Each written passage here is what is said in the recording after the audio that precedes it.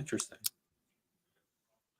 What's up, guys? Four Corners is back. It's a little unorthodox two-man game today. It's Ray. It's CT. CT, how you doing? Hey Ray, how's it going? Thanks for having me on. I know usually we have Peter in the mix here, but I'm running the two-man game today, Murray and Jokic style. So, Yeah, looking forward to speaking Nuggets with you. And the season's quickly approaching, so I'm looking forward to it. yeah. We've got some flow football going. We got the Avs not having a good time in preseason. Um, I didn't know people could get so upset about preseason, but that's kind of how you know. That's how you know that we're all ready. We're all eager to get back. We're all eager to um, overanalyze everything that happens in the next like couple weeks, which I think, in my opinion, won't matter. It's Abu Dhabi. We're traveling. We're doing a bunch of things. It's just fun to have basketball back. But I will say before we get into the basketball part, are you like a Jets fan, Giants No, fan? actually, I'm not really a football fan. Like, I'm not really like a fan of like one particular team. Mm, A lot of my friends are Giants and Jets fans. Obviously being from New Jersey, but yeah, I mean, teams aren't you're a really doing too well. neutral Yeah, party. I'd say I'm neutral. Yeah, I'm pretty neutral. I enjoy fantasy football, so I do watch a lot of the football to, see how my team is doing. But yeah, I Yeah. wouldn't say like, like I'm a, obviously like a diehard Nuggets fan, and I'm a Yankee fan too for baseball. So I'd say like those are the two sports that I really like and to follow as far as being a fan of a certain team. Cool. Cool. Cool. I enjoy my Orioles as well. Nice Um, rivals. yeah, I mean, it's nice to be rivals. They're not even always that good, so it's. I'm happy that they're having a good time. Definitely. Okay, so I have a bit of a take, not even a take, but let me see if I can share my screen and let's try and do this. I'm gonna also share the tab audio. I'm gonna go live with it. Can you see what I'm seeing? Yes, I can see it. Okay, I'm gonna play Oh, it. I think I I'm saw gonna this let today. I'm gonna let you react, and we'll go from there because I kind of feel like it involves the Nuggets, but it also kind of can branch us into a conversation about kind of what's going on right now with the team financially. A report came out today from Shams where he says the Nuggets have so much money invested in the team and still have to pay Aaron Gordon. Based on a power forward position, if the Nuggets did want to get rid of Aaron Gordon because they don't want to pay him in the future, yes, yes, yes, yes, and yes. That is the answer. No other words needed. Yes, you do it. He would be the perfect complement next to Joel Embiid. A report came out today. So a lot of people saw this. I feel like a lot of people in the Nuggets community and weren't super excited to even hear the idea come out of someone's mouth that we might trade Aaron Gordon with his sort of maybe just as a jump off point.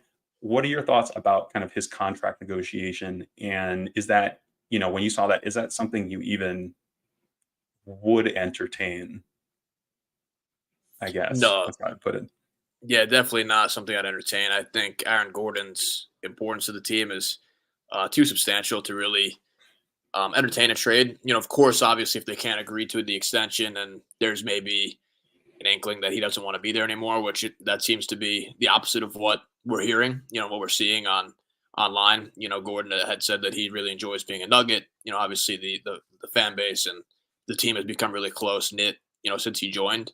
So I'd be shocked if even if he got to free agency and he got to that point that he would leave. Of course, obviously, if the money is more than substantial to what the Nuggets are offering, then maybe he'd leave. But yeah, I just think Gordon's importance defensively, his fit with Jokic, I think is too important in order for that to be that kind of possibility to be entertained. That's kind of how I felt too. I mean, we need him. So it's like, I don't know what, I'm sure they need him too. And if I'm being honest, I'm not even that mad at, I didn't think much of this sort of, this, if this is it's not a YouTube short. It's a, It looks like a TikTok or what's, something, right? yeah, a TikTok. So it's reasonable if you're Philly, yeah, you would want to, like, and the way he's framing it is like hypothetically Denver, he was on the outs in Denver and we didn't want to pay him and all these sorts of things. Like that's understandable. Um, but it also, I guess, says to me that we are back, that we are ready for the season, is that people can take a purely hypothetical, well, if it made a lot of sense, and take it so personally that it's something we need to like be upset with that person about, that shit, that content creator about. Yeah, Um, I think too because yeah, it's more of a Philly person as well.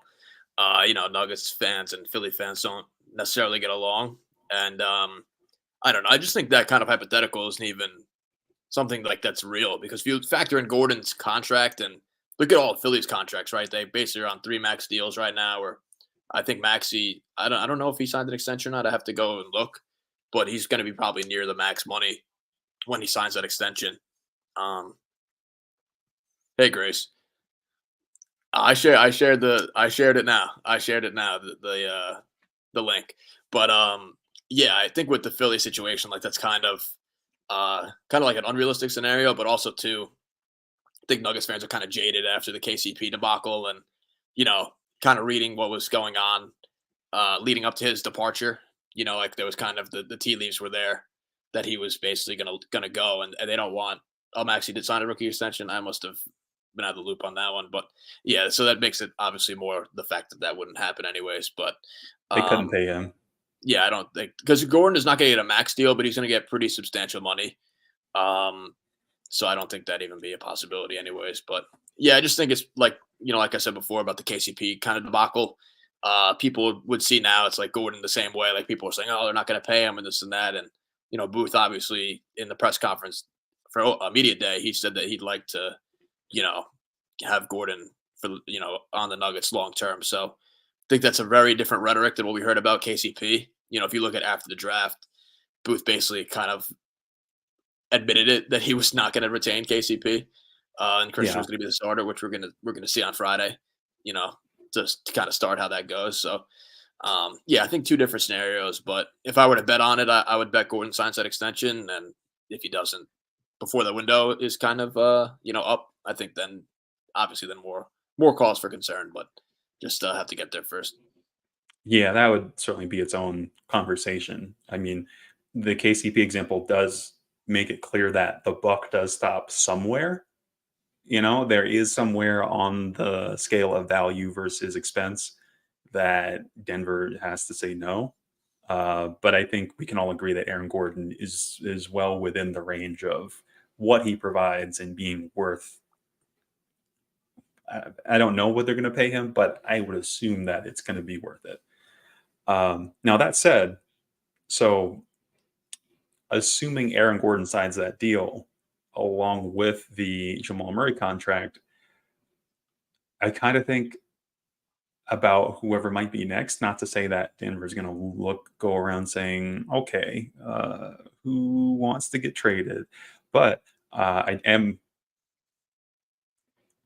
thinking about a lot how Michael Porter is going to have to navigate his next contract extension. Do you feel like are you worried at all about maybe like the downstream effects? And obviously this is a couple years down the line, but the downstream effects of these new deals and how long Denver can kind of keep the core together. Yeah, I mean it's definitely something to think about and to kind of ponder. But I think the Nuggets are in a good spot. They have MPJ on lock for 3 more seasons. Obviously his contract has been a much debated stance by a lot of people throughout the years, and I think actually he's eligible for an extension now due to him being a certain number of tenured years after his extension. So if the Nuggets wanted to, they could offer him an extension now, but they'll probably wait a bit to do that. Yeah, I mean, MPJ situation is pretty interesting. I personally would like to keep the core four locked up for however long Jokic is a Nugget. I just think MPJ now, his shooting, his height, his physical ability, as far as maybe him gaining weight now, we could see a little bit more of a change in his game, a little bit on the margins. But I just think his value as a shooter and somebody who could play next to Jokic, and his offensive ability is too important to uh, dismiss and or just trade at this point. Um, just because of the Nuggets surrounding talent now, and KCP leaving, opens up a void at shooting guard for another shooter.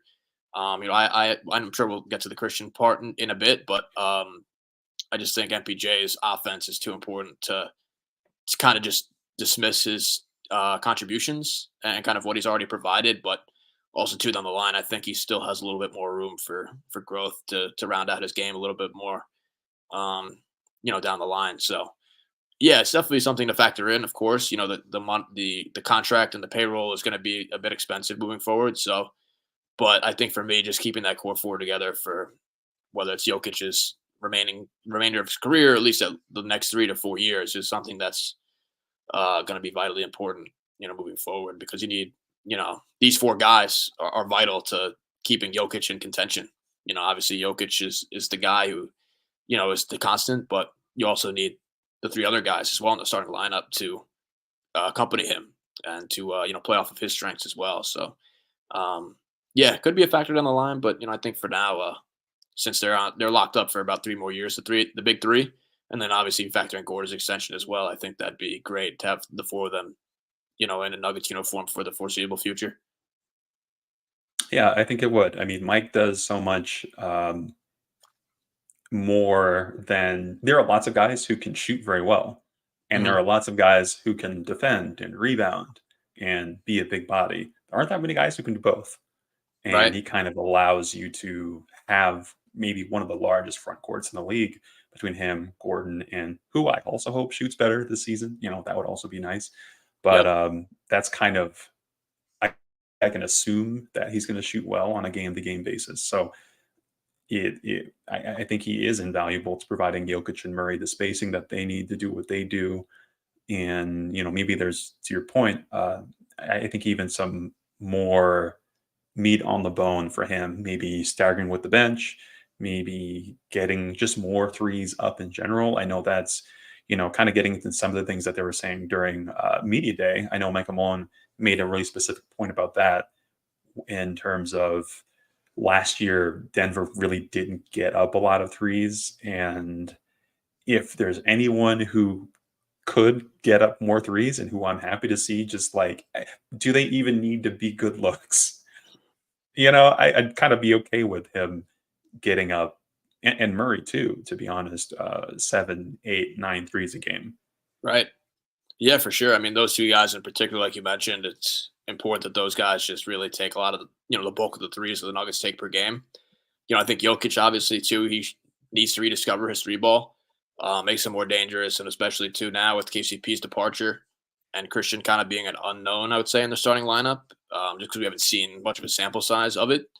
Jokic's going to have to shoot better than what we saw the past year or so, especially in the playoffs as well. So, yeah, it's going to be interesting to see how that kind of factors in to it as well. And, kind of going back to the MPJ point that you made as well, I think with Jokic, it's a lot has been made of like you can put any guy next to Jokic and it'll work. You know what I mean? And it's kind of like easy yet hard to build around Jokic because you need specific skill sets to really maximize his greatness. You know what I mean? And Gordon obviously it does so much great things that accompany Jokic, and MPJ is the same way.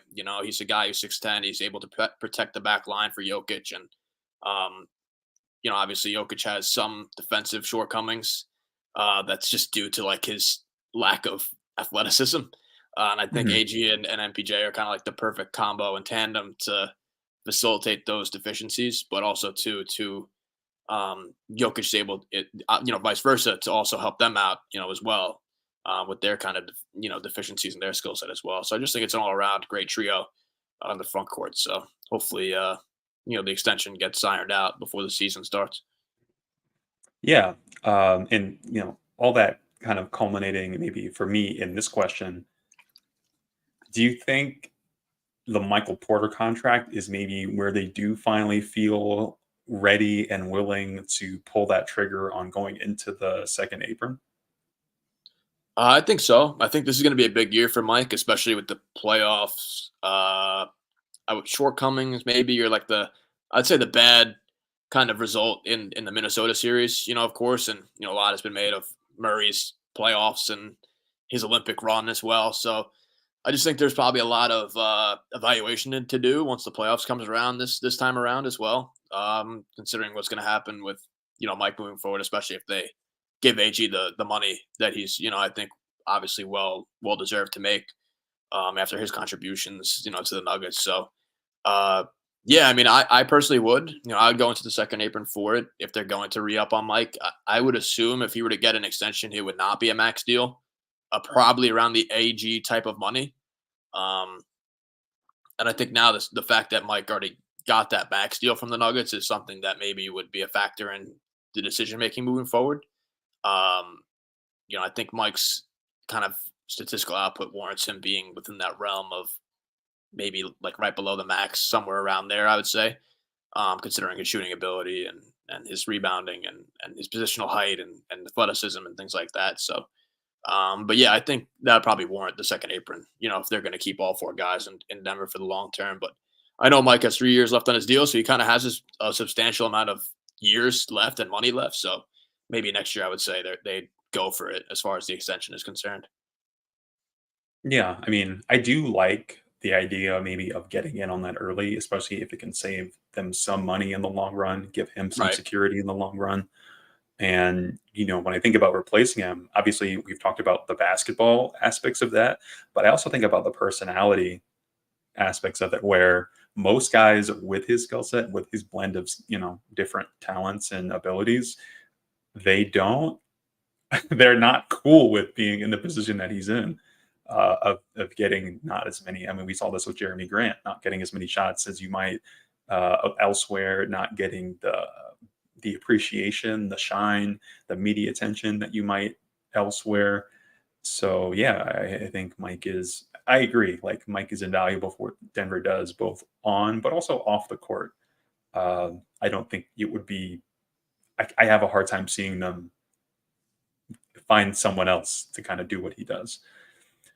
Um, did you so media day being last week?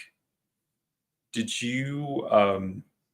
I guess I don't know if you watched every single interview all the way through, but did you have any thoughts, any takeaways? Maybe what was your most interesting of all the interviews that were had? I can probably guess Yeah. the least interesting, but I don't know. I enjoyed it. I enjoyed watching everybody kind of speak. It was cool to see Vlaco back. Obviously him having his injury. Jokic and Murray are kind of just like they've been here for so long now that it's just like whatever interviews for them. You know, um, I don't know. Maybe Gordon had a great interview as well. He kind of detailing his. Of course, he kind of had like a pretty tragic summer, unfortunately, with his brother's passing. But he kind of seemed excited to be back, playing basketball and having that escape. Um, yeah, probably I'd say AG maybe, and I thought Sarge had a pretty good interview as well. Talking about joining Jokic, and I used to watch growing up, him and Jokic battle out in like the under-19 games that they used to have, and they were in the same draft class as well. So it's kind mhm. of cool to see that like full circle moment, because Gordon was in that draft too. So it was Saric, Jokic, Gordon, like all kind of playing together now is pretty cool. And I think Malone obviously had a pretty good media day as well. Obviously talking about like wanting to get more threes from Mike and Jamal, kind of the schematic stuff was pretty cool as well. So yeah, I'd say probably a combination of those guys was pretty cool to watch. Yeah, I do feel that Malone was definitely one of mine as well, just because even though I don't think he's ever been a perfect coach. I always feel like, despite my own criticisms of him, each year he kind of takes a look inward, at least Right. over the offseason, and comes back the next year with, okay, this is what I want to do better. And so far, it feels like he's done those things that when he needed to chill out a little bit more on the rage timeouts, I felt like he consciously became aware of that and made an effort to change or integrating new players onto the team. I think he's done a great job kind of embracing guys like Julian Strother. And, you know, I wish Peyton had played a little bit more last year, but he played some, which is enough. And I think he's bought into him long term, which is enough for me. And even guys like, I'm a big Hunter Tyson fan, low key.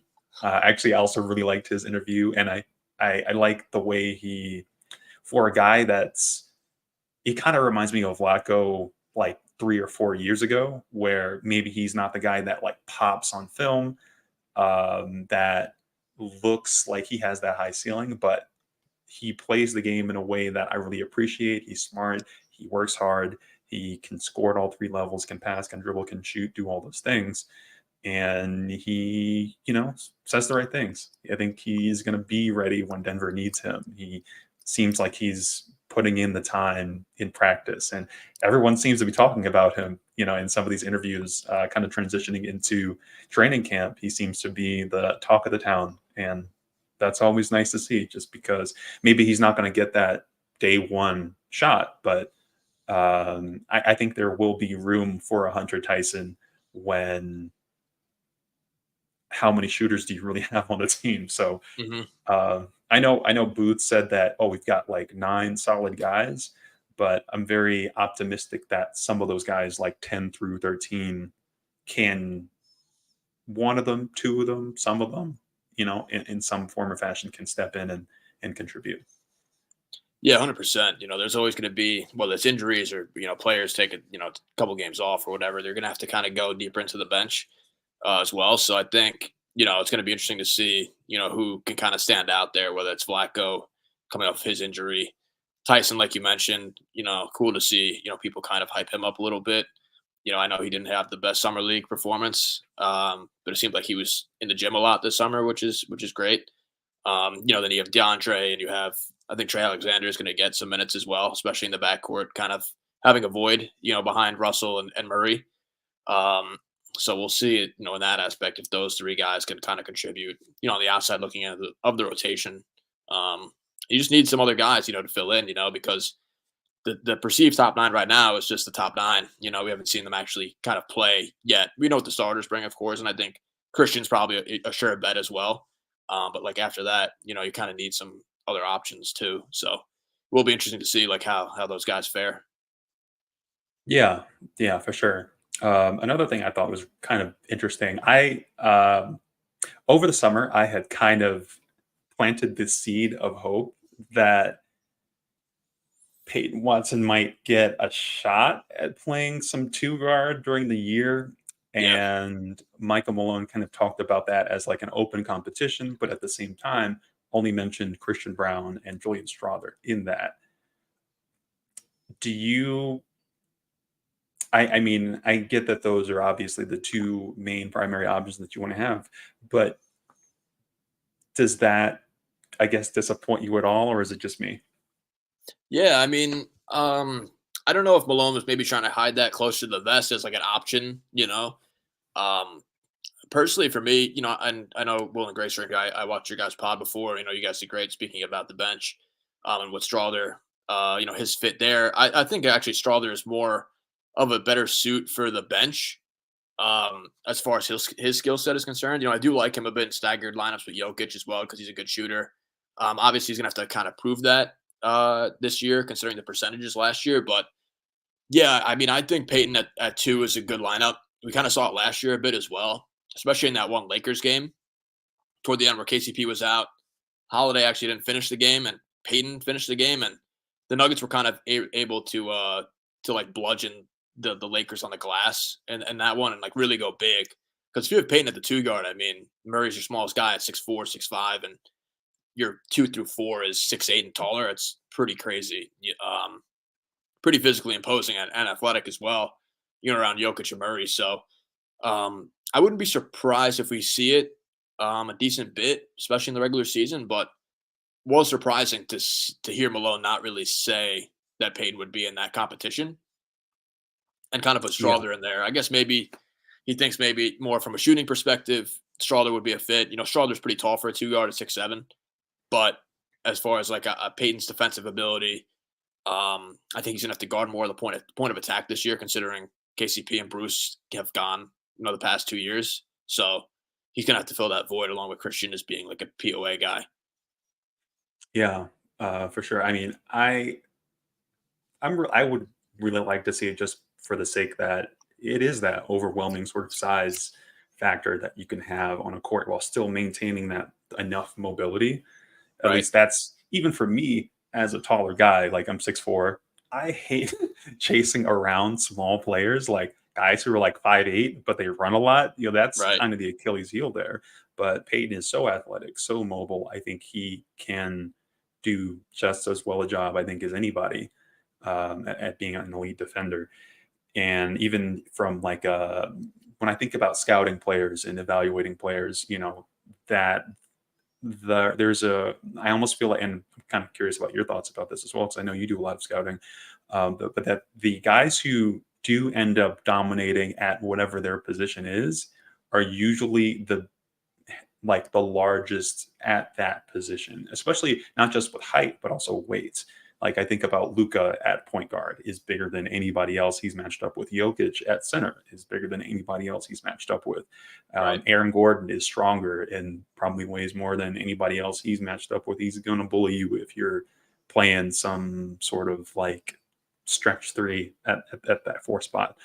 And I think even Michael Porter, to some extent, shows it off on occasion that he can dominate a game physically just by the nature of being a guy who is 236, I think he said now, and still playing the small forward. So that would be nice. I would like to see it. But also, I think I've learned something about Malone over the years. I don't think his open training camp conversations are actually about basketball. And not to say that he's a liar or anything. I think if talking about Christian Brown and Julian Strother and having that open competition, I can't tell you how many years he's walked into a situation and had some spot available. Maybe it's with starters, maybe it's on the bench, and he's going to say there's an open competition, knowing, in my opinion, full well that there's a guy who's going to play in that spot and there's a guy who's going to be behind them. And I don't think Julian versus Christian's really ever been. He might have said that, but I don't take that seriously either. So I do hold out hope that maybe we even do see a Peyton there, because Christian Brown, he talked about who's going to mesh better with the starters. They need the defense, they need consistency, stability, strength. Somebody who can stand in the corner and hit threes, that's fine. He shot at a 39% clip last year, and Julian Strother shot 34, 33, something like that. I think it was So, lower.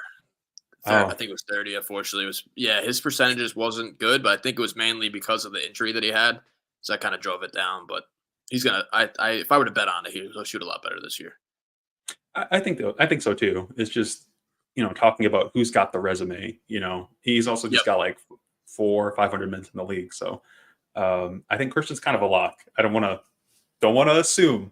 I know he said it's an open competition. That's what I'm saying is I don't want to assume, but I'm pretty sure Christian's playing with starters, and what Julian can do, and B has that. I both understand, but also kind of hate this term, spurt ability. Um, Offensively, where he Mhm. can hopefully be a guy who goes for 20 on occasion, just on a 15-minute bench stretch, just because he's getting up those threes. He's running, moving, working hard. They're picking up the pace. I also love that concept. If Russ can be that guy that kind of raises the tempo there, um, I think that can pay dividends for guys who kind of thrive in chaos, like a Julian Strother, like a Peyton Watson.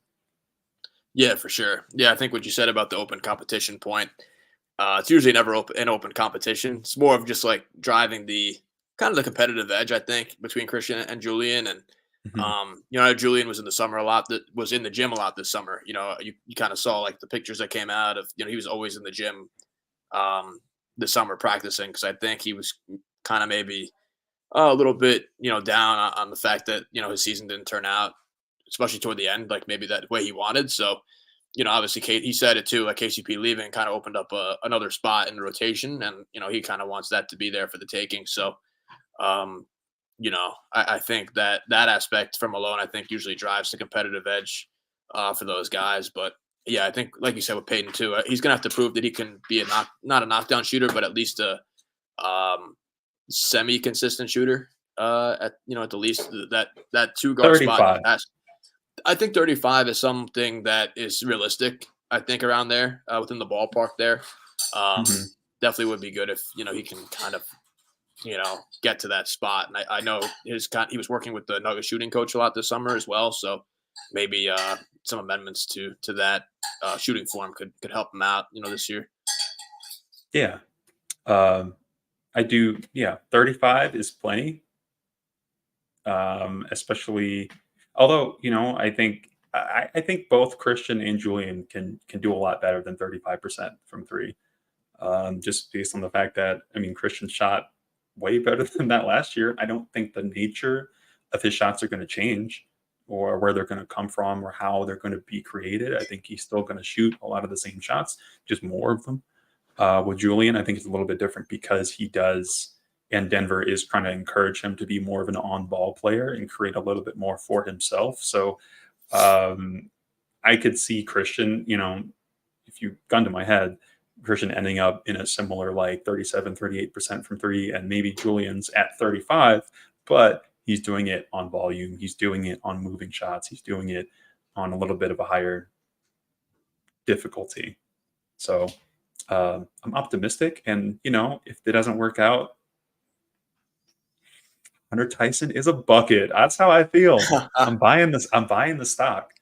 Um, but yeah, is it interesting? Grace kind of mentions that we haven't really heard a lot about Trey. About, am I saying Trey, about Trey yeah. at a camp? Is that something you even think about? I mean, is it really that? Is it noteworthy? Just because obviously he's a two-way guy, but also Right. there seems to be a need there. Yeah, I think with Trey, just he's kind of like so far down the pecking order right now. Being a two-way guy, I don't think there's going to be much kind of being spoken about him or whatever. But Murray kind of said his presser, to kind of he was wanted to encourage Trey to really kind of look for his offense. Said he was kind of looking to fit in a bit, which is kind of to be expected when you're like a rookie coming into a championship level team.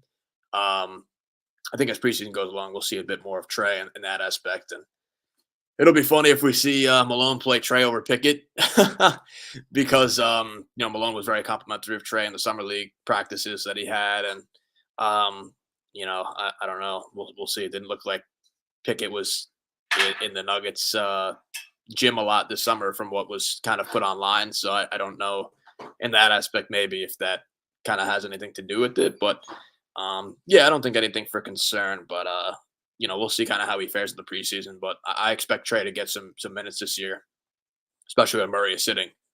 Whether it's for maintenance or Russ is out maybe for a game or something like that, and we see Trey kind of slide into that backup point guard role. I wouldn't be surprised if that happens. Yeah, for sure. I mean, even in my ideal circumstances is Jamal plays like 70 games.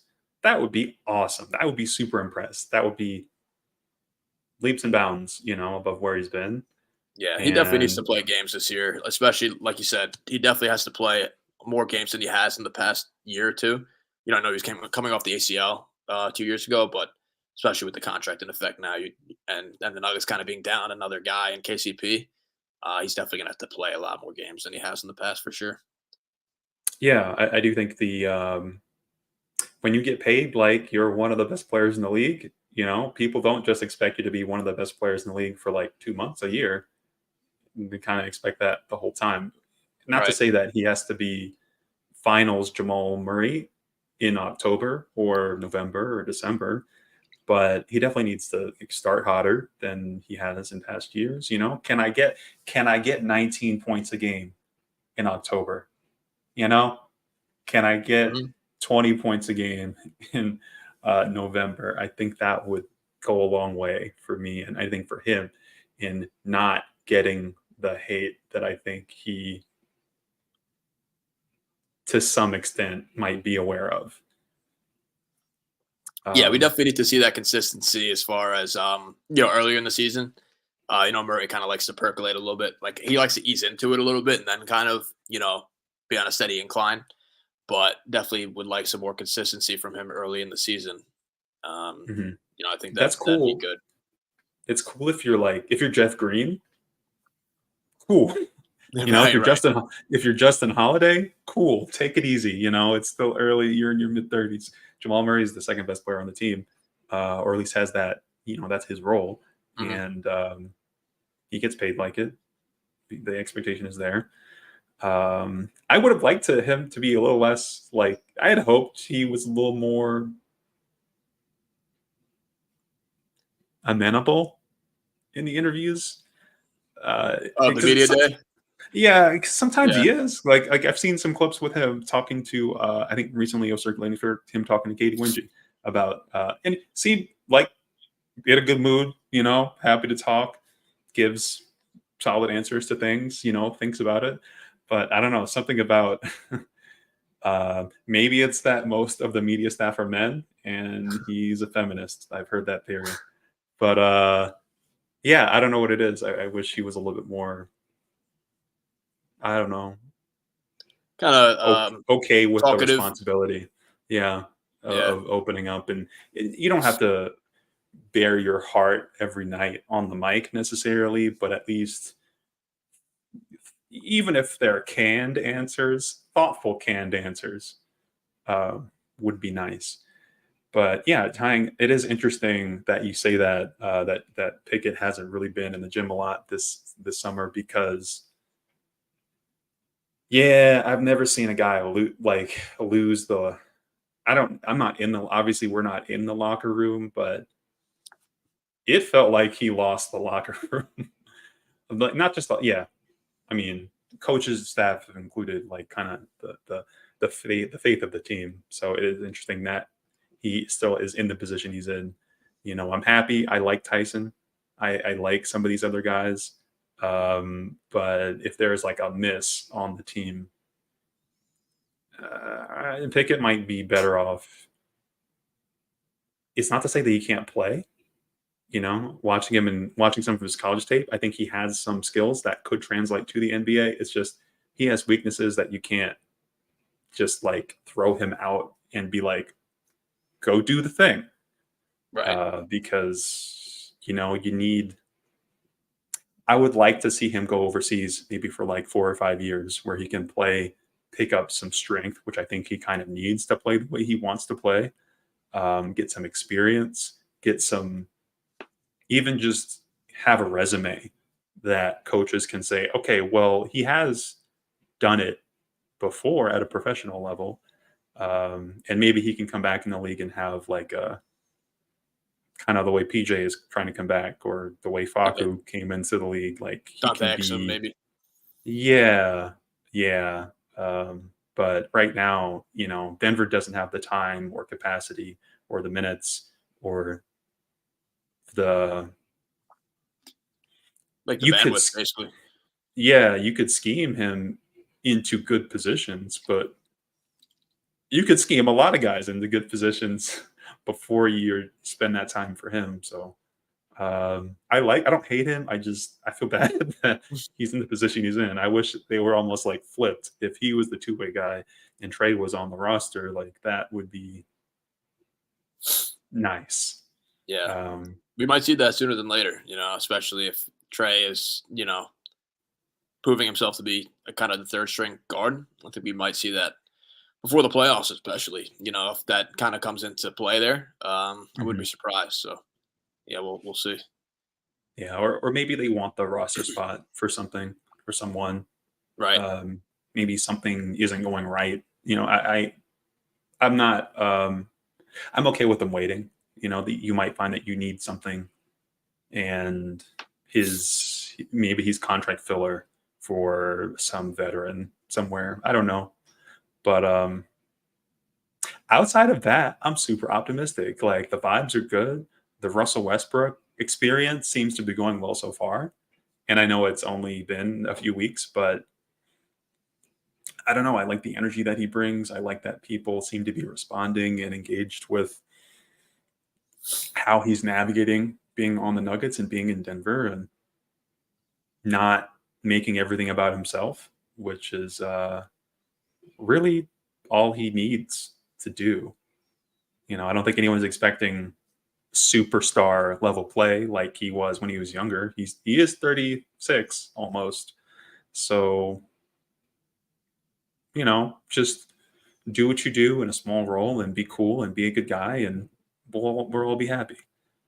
But Yeah. No, I think it's been kind of cool seeing Russ the team kind of take a liking to him being on the team now. Seems to have brought like a positive mindset to the squad, which is cool, and definitely like a burst of energy. I feel like last year was kind of just like another year where it was like going through the motions a bit. They knew they were a good squad, obviously, and then kind of fizzled out in the playoffs. But yeah, I think Russ kind of brings that energy, and he seems to be a good leader. Seems to have some really great leadership qualities, and seems to be taking a position of helping guys out, which is cool, and sharing some knowledge as well. Still a bit skeptical on the playoff fit. We'll have to see if that works, but I think for the regular season, I think it'll be fine. Especially seeing kind of the Nuggets need for guys, just bodies, especially just to get through the regular season. So the playoffs is where I'm skeptical about it, but I think the regular season it should be okay for the most part. yeah, I mean, I'm also the Russ Murray minutes. I don't want them. I Oh, I don't feel agree. like I don't want them either. they're Yeah. not necessary. You could. I just don't see the value there.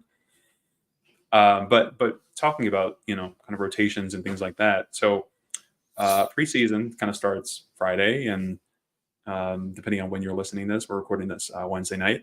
But what are some things that you're thinking about, maybe that you expect, or maybe that you're just thinking about having, whether it's the on-court aspects of it, getting to see looks against a team like Boston, or even just the nature of having the Nuggets travel halfway across the world to Abu Dhabi for a couple games right before the season starts. Yeah, I think for me, I'm looking forward to just watching the Nuggets play again. I think it'll be cool after a long layoff, and of course the second round loss kind of left the bad, kind of tasting everybody's mouth, especially with them ending the season the way they did. So I'm looking forward to just watching basketball again, and um, looking forward to seeing how the offense kind of operates as well. I think Malone has to make some tweaks. I think with the offense, kind of, I think they got a little bit too predictable. Uh, they got a little too predictable as far as the offense was concerned last year, and maybe some different lineups. And with CB out there, you just can't have him like in the KCP role, parked in the corner all the time, because KCP was such a dynamic corner shooter, and CB struggled in that aspect last year. So gonna have him, involved in more screening action, involve him in some more downhill cutting. I think CB is going to be a guy who's going to get some extra possessions for the team as well, and get out in transition a bit more than KCP did. So looking forward to that. Looking forward to some of the bench rotations as well. Looking forward to see how Sarge kind of operates as like the backup five for Jokic. Could he play with Jokic?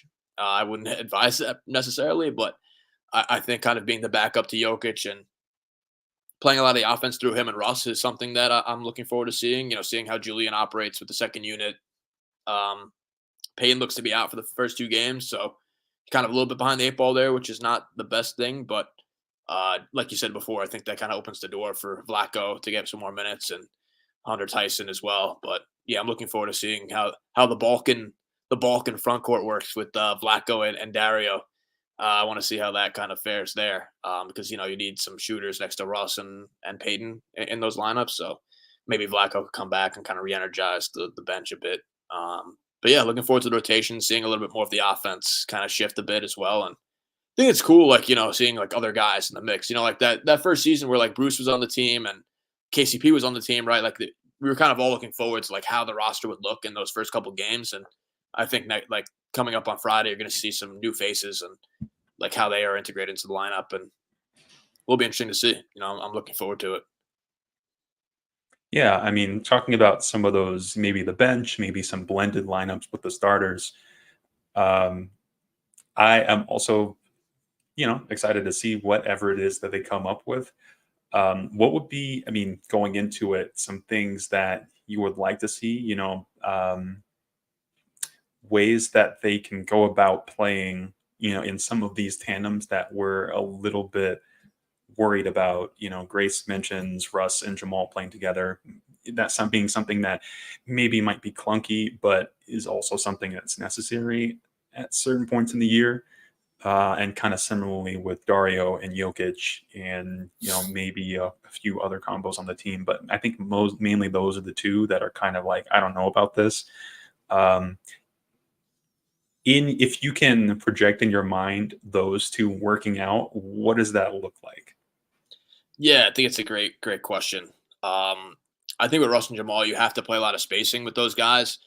You can't really play Russ a lot of minutes with Peyton and Gordon together, those three guys together, because they're, obviously the shooting is a bit of a deficit there. And I think even with CB in those lineups, it's a bit tough to work out as well. So I think if Russ and Jamal are going to play in the backcourt, I think it could work. You just have to play with Jokic a lot. I don't think you could play with Saric as well, but it's going to require a lot of spacing in order for it to work, because Russ is a guy you're just gonna have to use in a different way. You know what I mean? And you're gonna have to get Murray some off-ball looks for sure, because that was a big problem in the playoffs last year, where Murray just got swarmed by Minnesota's defensive wings. And I'm sure we'll talk Yeah. about that trade, kind of close out the show, but and how that kind of affects the Nuggets. But I think with Murray and Russ, you're gonna have to play him with a lot of spacing, right? So it's gonna have to be Russ and Murray and Strawther, MPJ at the 4 is something I'm kind of looking at as well. I think Malone kind of did mention that a lot, that MPJ would get some looks at the 4, which I've been trying to advocate for years on end to see. So it'll be good to see that kind of play out. I think you could play Vlatko with Russ as well. I really like Vlatko and Russ together as a combo. Vlatko's a good passer. We saw in the Olympic qualifiers he didn't shoot the ball well, but I'm not going to base it off of like 3 games after he tore his ACL. Right. So we'll see him kind of reacclimate back into play. But I think you'd have to have a lot of shooting next to Russ, and you're gonna have to use him in a different way. You're gonna have to use him as a screener. You're gonna have to use him as a guy in the short roll and as a cutter. He's gonna get a lot of offensive rebounds as well. So yeah, I think that's gonna be the case. We're gonna have to kind of mix and match lineups to play with Russ. But I just think you have to stay away a lot from like the AG Russ combo. And even with Christian or Peyton as well. I do think the bench lineup makes sense though with Russ and Peyton. If you played Russ and Strawther, Peyton, Flacco, and Dario, like you have 3 shooters in that lineup, and Peyton's a guy who I think should be improved in that way. But we'll have to see there. But I think the bench makes a lot of sense. But yeah, the Russ, that's like the big question. How is Russ gonna fit into these lineups? And I think with Jokic, he's the guy to make it work. Obviously, he's the best offensive floor racer the game's ever seen. So I think he'll be able to kind of make it work. But the lineups are definitely going to have to be geared more toward Russ's deficiencies to kind of, raise the floor of that lineup. Yeah. I mean, I do, I think this is like the best. Malone loves the hockey subs. If you had to do hockey subs and you just bring the 5 in, bring 5 out, this is the best team for that they've had I so agree. far. Yeah, Like, I agree. it feels like the bench is a unit that makes sense. That has a little bit of each. They've got some defense, they've got some shooting, they've got some size, they've got some rebounding, they've got some athleticism, they've got some screen setters, they've got some screen dodgers, guys who can navigate those screens as well. So, yeah, super excited there. And I definitely, particularly because in regards to AG and Russ, I would love Russ to kind of be in that AG spot sometimes, or maybe a lot of times, him getting offensive rebounds, kind of coming out of that short corner with cuts, with screens, whatever he's going to do out of that, at least while he's off ball, is big. And in a similar way, I'm confident in Russ doing that. I think it's a big year for Jamal in the sense of I think he's kind of always struggled a little bit staying engaged and keeping his motor high while he's off ball.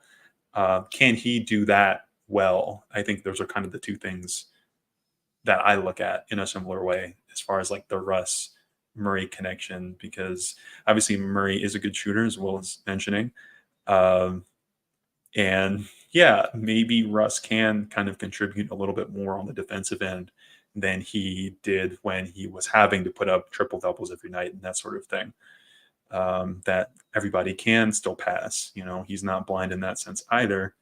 And no pull up middies.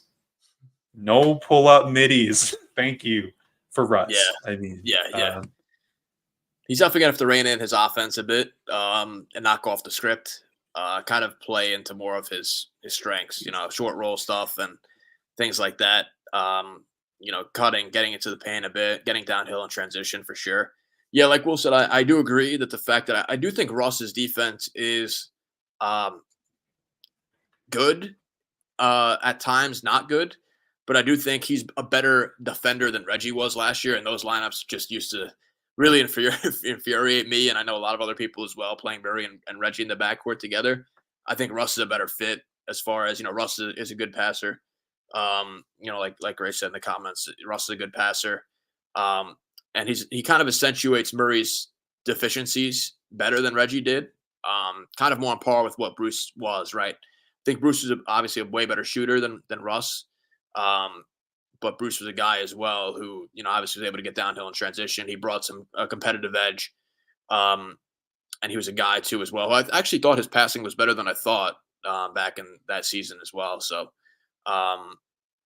yeah, like I said, yeah, like Will said, the defense is something that I think is a good fit next to Murray in the backcourt, as well. But it's something that they're gonna have to figure out some kind of configurations as far as making the lineups make coherent sense on both ends of the floor.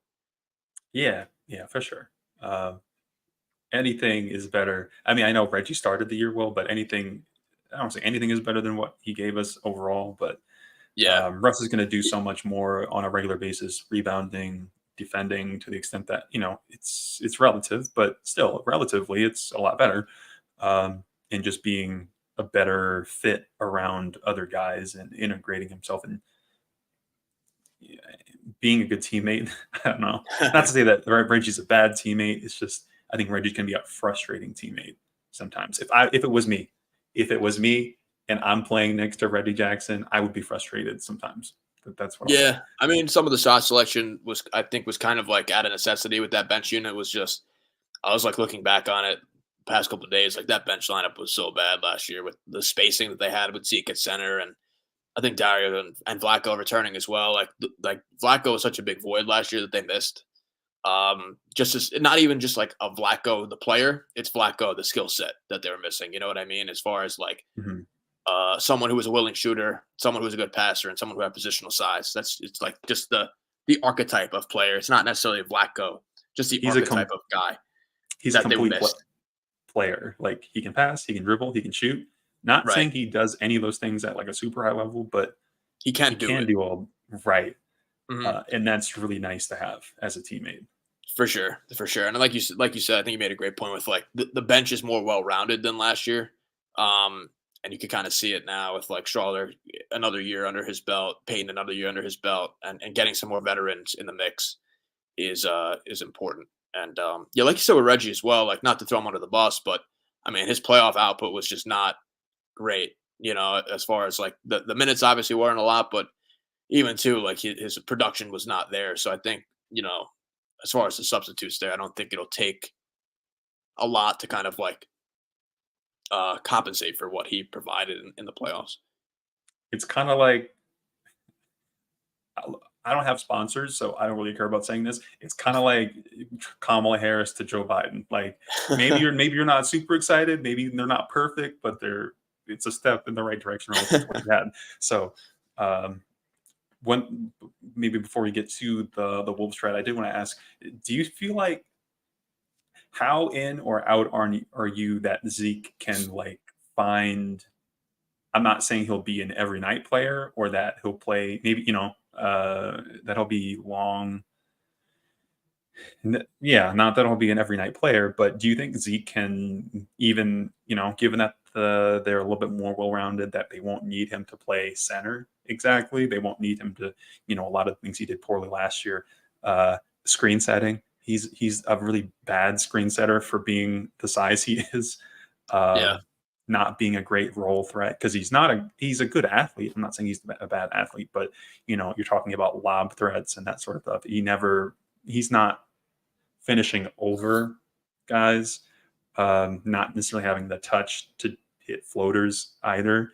So, it's tough playing pick and roll with him. It's tough playing dribble handoff games with him. But can he go stay out of the way and shoot threes again? That seemed to work before. Can he still be a good defender? Do you feel like there's hope left for that contract and for Zeke as a player? Yeah, I think the contract, unfortunately, is the worst part about it. He's like the 5th highest guy on the team right now, which is pretty ludicrous just to kind of say at this Yeah. point. But yeah, I would think of him more as like a spot minute guy, which again, like we said, is not the greatest thing because he's the 5th highest paid player on the roster, which I'm sure will change because I think Christian is probably going to be up for an extension pretty soon, like sooner than later. Peyton But as yeah, well. Peyton as well for sure. Yeah, I mean, I think with Dario or Vlatko, I think it's a better fit than what we saw last year. I think that was the problem, and not to like excuse Zeke's play last year, but the combinations just were not greatly in his favor. Him playing with Watson in the front court was just lack of spacing completely, and Watson was out of position playing the 4. But like I said before, that was because of Vlatko's injury, Mm-hmm. which turned out to be more of a problem than what the general public really probably believed. Nobody But appreciates Vlatko. Come on, uh, guys. yeah, Anyway. and like we said, it wasn't just Vlatko. It was like you said, it's the archetype of player that was missing, and he's at least I wouldn't say more hypothetical, but it's more limited in sample size. But yeah, I mean, I would be surprised if Zeke kind of like came back to form shooting the ball. Like I'd be surprised if that was the case. But my thing with Zeke is like I don't really think that he's a good Jokic fit because he can't shoot anymore, unfortunately, and he's not like a dunker spot guy. So it's like, where is he gonna be on the floor with Jokic in that aspect? Maybe with Dario, they could play a little bit more of like could play a little high low as far as Dario spacing the floor out and him kind of like punishing some smaller fours in the paint. That's a possibility. I do like his defense a bit as far as less switching, but as a rim protector, a guy who's a pretty good offensive rebounder as well. But yeah, and it's not with like Zeke as far as like him being perceived not a great player. It's more I like the optionality of like a Vlatko and Dario together, just having that Mhm. more versatility offensively, more shooting as well, and a little bit more versatility as far as the positional size and athleticism and quickness is concerned. In that way, not necessarily like Zeke not getting a chance. It's more I kind of like the other combinations that Malone could go to rather than just the Zeke at the 5 or the 4 lineup. Yeah, he's probably last on the team for me in my like big rotate. Even PJ Hall, I think is a more complete player than Zeke. Like being able to Mhm. dribble, pass, shoot, catch the ball consistently, be a trustworthy sort of cog in the like link in the chain, so to speak, offensively. So with him, like I don't, okay, I don't expect you to learn how to dribble. I don't expect you to learn how to pass necessarily. It's really got to be the shot. I think it really does. Right. And I'm not totally out on it just because I do think shooting is one of those things that you can improve on that's not as time sensitive in how well you grow. Like you can become a better shooter in your 30s in a way that, maybe in your 20s you were kind of rough. In that him reworking his shot last year, I can accept, especially for me as a bowler, I kind of understand when you make changes to your mechanics, meaningful changes to your mechanics. I think that can oftentimes take a lot of time and reps to fine tune. And I know I'm carrying a lot of bail for this man right now, but can you stay out of the way and shoot? Maybe he can then be a useful spot minutes guy. That's kind of how I feel.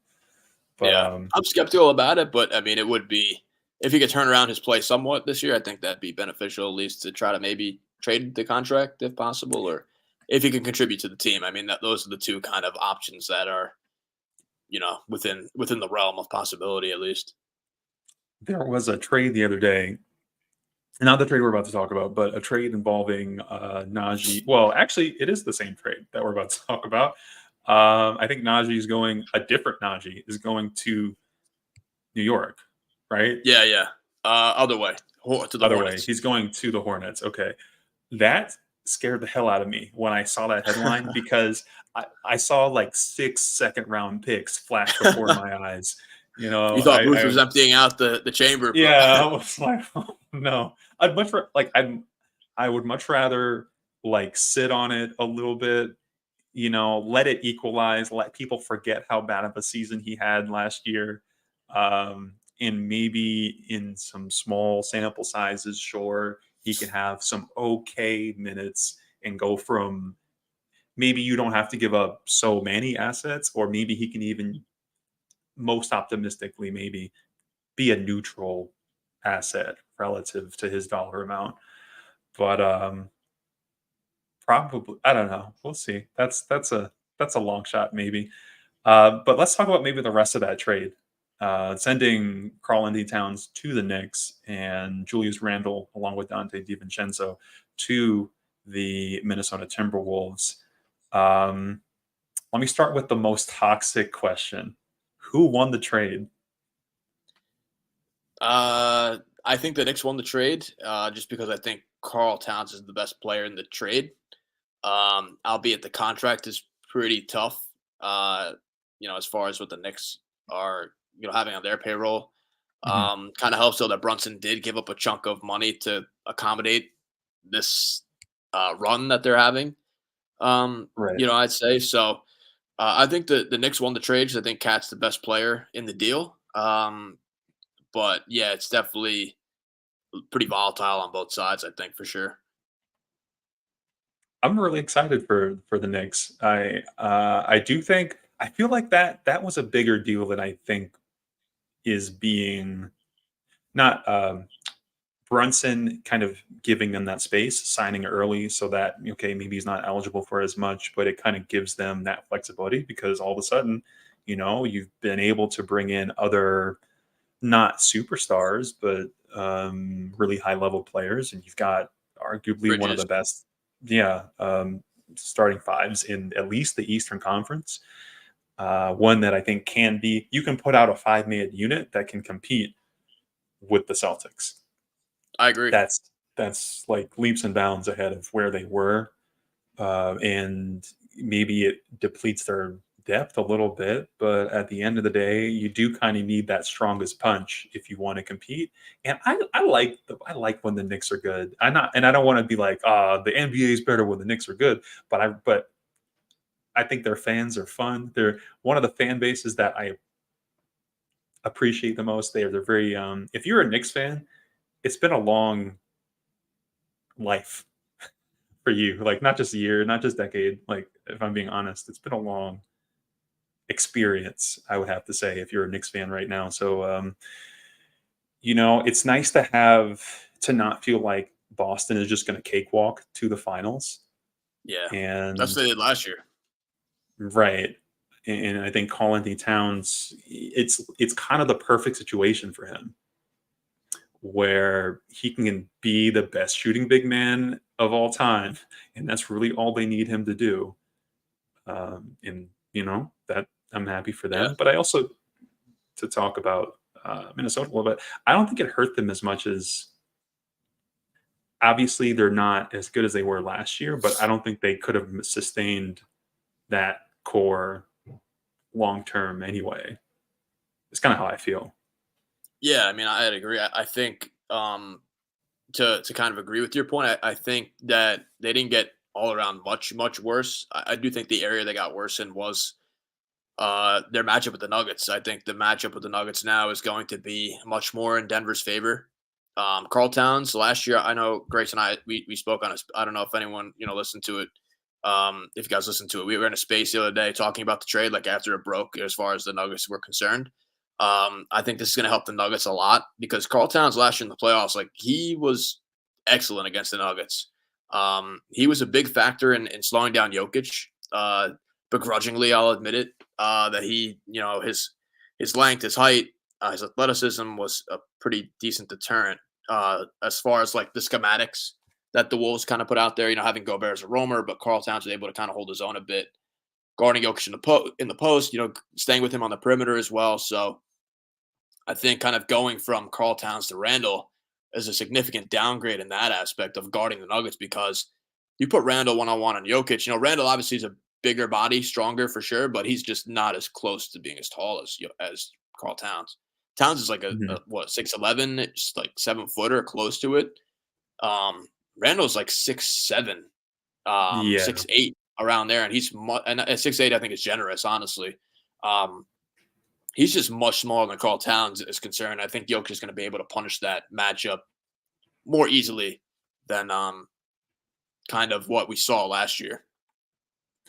Yeah, with him, I think you have to if I'm the Wolves, I think you have to think about, okay, like Julius, try to stay in front of him, but once you almost have to send that double once Jokic at least once puts the ball on the ground, because you can't let him just kind of go to work against him necessarily, because yeah, it's hard to challenge, especially as he gets to the rim.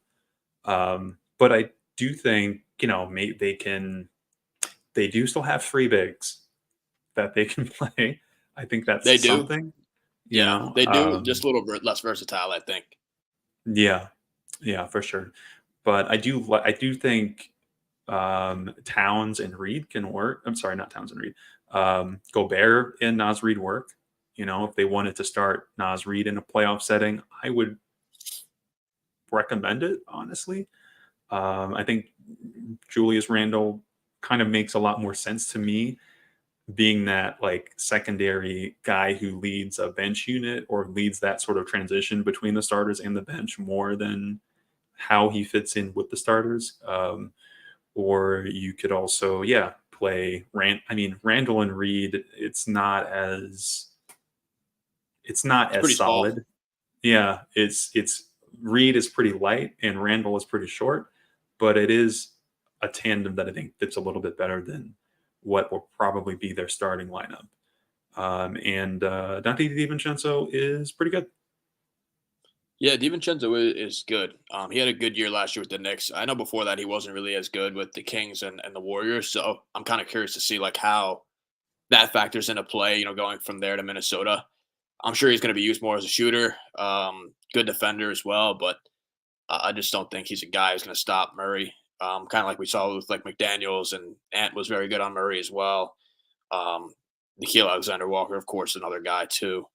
So they have another guy to add to the bench for sure, but there's only so much minutes that can go around with those guys. With NAW, McDaniels, and DiVincenzo, it's kind of tough to play all those guys together. So, and I think this is mainly like getting off of Karl Towns' money, which was a pretty big, I think, deterrent as far as like the rest of the Wolves roster moving forward and that flexibility is concerned. So they kind of like we kind of knew, especially last year going to that series, that like the Wolves window was not over, but I think that current configuration was not going to last too long with Towns and Ant on the same squad.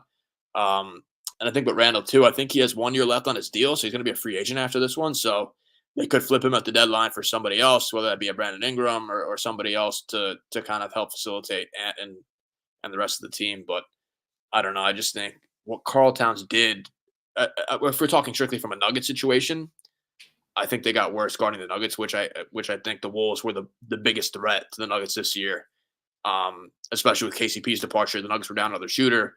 Obviously, Mhm. Christian was better on Ant than what we saw with KCP in that matchup, but I do think the Nuggets, at least in that matchup, is better. Maybe the Wolves are better against other teams. It's possible that that's the case, but I think if we're looking at it from a Nuggets perspective, the Nuggets should be kind of thankful that Tim made that move and kind of made them a little bit more easier to navigate, as far as the Nuggets are concerned. Yeah, they're not solely targeting Denver, which is nice Yeah, for Denver. Even though I think they'll still be a tough matchup. I don't think it's going to 100%. be like a cakewalk either. Do you think so? I mean, I think him being in the East, I'm not as familiar. Do you feel like Dante DiVincenzo can play point? Uh, I think he could play secondary, as like Or a secondary ball handler guy, but let me reframe this. Do you think he can play next to Anthony Edwards? Because a lot of times Anthony yes. does kind of play. I don't want to say he's not. Obviously, he's not playing point, but he is playing the primary ball handler.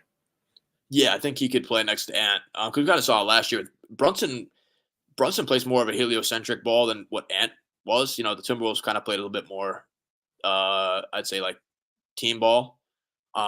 Brunson last year was just like Brunson's the heliocentric option, like a Luka almost. You know, give him the ball. He's going to make all the majority of the decisions. He's going to try to get into the paint, and he really, he was great last year, Brunson. And I think that kind of comes into play with Randall as well, because the thing is where I kind of have like my hang up with it is that now if you're going to give Randall the ball, he's more of an ISO guy than Cat. Cat was a guy you could punish mismatches on, right? We saw in the playoffs, if you put like a Jamal on him, he torched Jamal in the post. He had his way with MPJ as well in the post too at times. But I think Randall's a guy now where it's like his majority of his offense is like dictated on isolation and not like as a like within a team construct. So I think that's gonna like kind of slow down the attack of like any possession you can have without giving Anthony Edwards the ball and having him make a play is a win for the defense, I think. And Randall's 3-pointer obviously is not the best. You know, Cat obviously is an elite big shooter, and that gave the Nuggets a lot of problems last year as well. So, yeah, I think I think DiVincenzo with Ant would work. As far as like another floor spacer, a good shooter, pretty good defender as well. I think he's a decent like secondary guy. But yeah, I would be surprised if he's like playing point guard. And I know they have Rob Dillingham they just drafted as well, and they gave up a lot to get him. So I'd be surprised if that kind of took away from some of his minutes getting reps at point guard. Hmm. Interesting, because I don't think they'll want to go small either. At least not against a team like Denver. Maybe against other teams, Yeah, that's fine. that's why I Um, think Dillingham playing in during the draft night trade, like I didn't think that was a good move for them, because if you look at Murray, he's a guy who he's pretty good at targeting smaller guards and either taking him to the post, putting him in pick and rolls with Jokic. That's something they like to do a lot as well. So I just don't think in the playoff series that's going to work. I think immediately, like the Wolves gave up Cat now, and like I said, they gave up a ton of assets to get Dillingham. They're going to have to give him a lot of more minutes and kind of leeway to play. So we'll see how that kind of goes. yeah, I think this is. I mean, Chris Finch is one of my favorite coaches in the league. I really appreciate how creative he can be, especially integrating guys who you would think might have a lot of difficulty fitting together on the court at the same time, in New Orleans and in Denver and in Minnesota. But I feel like this is the most interesting test yet for him in that sense. Like, how do you integrate Julius Randle when he does like to play on ball, and you still have like on a team that didn't have Anthony Edwards on it? Could you give him the ball in the high post? Probably, yeah. Maybe you could make that work, but I don't know how is Randall willing to change his game and focus more on 3-point shooting and doing less offensively and doing more defensively and all these sort of things. I'm not sure. Or can you come up with some sort of creative way to utilize all these guys at the same time? Um, I don't know. It's kind of one of the things I'm most interested in, I guess, as a Nuggets fan for sure, but also as a basketball fan. Yeah, no, I'm looking forward to seeing how that kind of works. I think the Wolves are in like an interesting spot now, especially with Randall's contract to be used as a trade chip, or we can see if, if it doesn't work out, it's possible that doesn't work out either. But yeah, I'm definitely interested in seeing how that kind of goes. And I think they're the Nuggets' most difficult challenger in the West. I know OKC has been made a lot of hype about them as well. I just think the Nuggets match up pretty well with them, especially now, like with Hardenstein in the mix. I think those are probably Denver's two top, challengers, but I think the Wolves got significantly worse. So, I think overall pretty good move on Denver's end.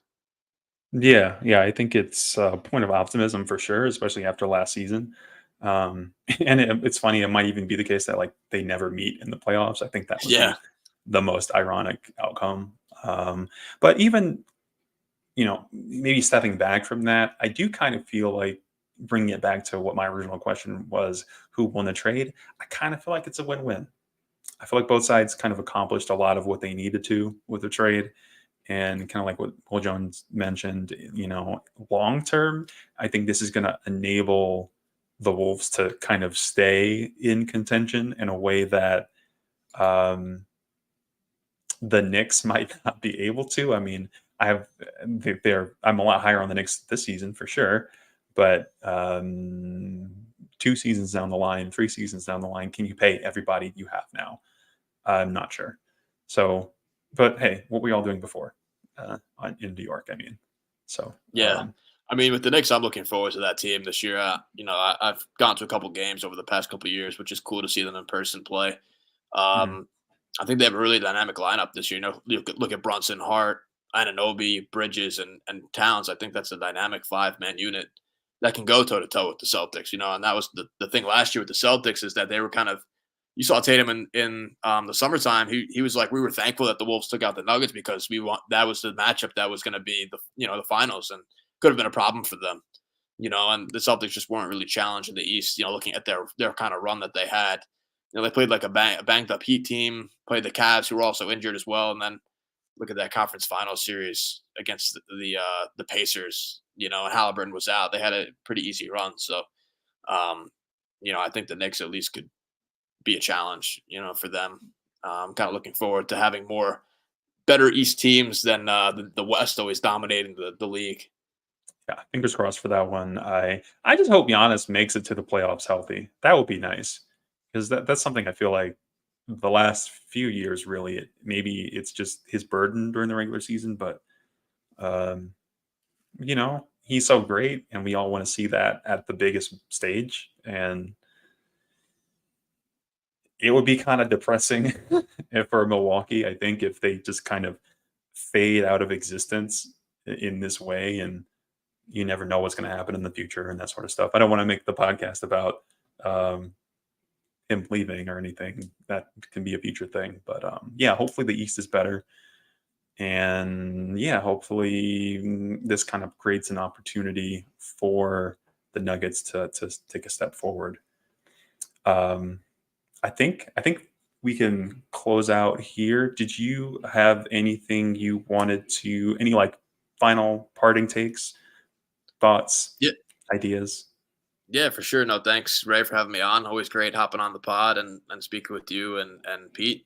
I think it's great to have some Nuggets ball back Friday. I'm looking forward to breaking down some games, instead of, just talking hypothetically about, the team and the moves that were made. So going to be cool in that aspect. Yeah, I have my Nuggets season preview coming out on Friday before around the game time. So looking forward to, dropping that and hopefully, talking to people about the season. So, um, yeah, like I said, thanks for having me on, and looking forward to Friday. Should be a fun first preseason game. Yeah, for sure, for sure. I'm definitely happy to always happy to chat with you as well, and I definitely appreciate it. And I'm sure Peter appreciates you coming on. Um, For me, I sometimes write articles. I drop them on my Twitter. If you follow me, I'm at Ravon Hackshaw. I'm sure CT's season preview will be on his Twitter. You can find him at CTFazio24. If you like watching me bowl, I'm on YouTube at Ravon Hackshaw. And you can, if you want to support us doing things like this, drop us a like on the YouTubes, maybe give us a review on whatever your favorite podcast is. And yeah, give us a like, give us a subscribe. And yeah, we'll see you next time. And as always, go Nuggets.